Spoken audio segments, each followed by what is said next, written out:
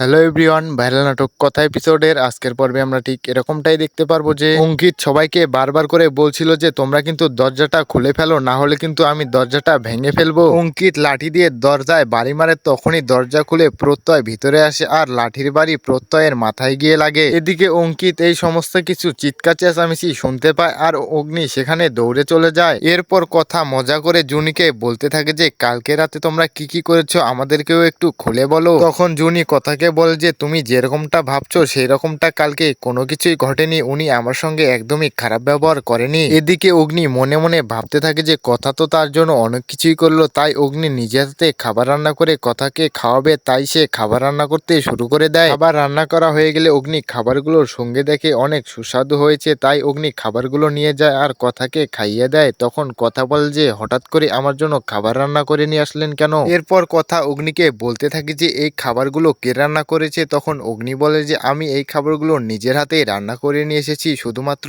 তোমার জন্য। এরপর কথা মনে মনে ভাবতে থাকে যে উনি কি সত্যি আমাকে ভালোবাসে, নাকি আমাদের এই মিথ্যা ভালোবাসাটাকে ভালোভাবে চালিয়ে নিয়ে যাচ্ছে। তো ভিউয়ার্স, ভাইরাল নাটক কথা এপিসোডের এই ছিল আজকের ভিডিও।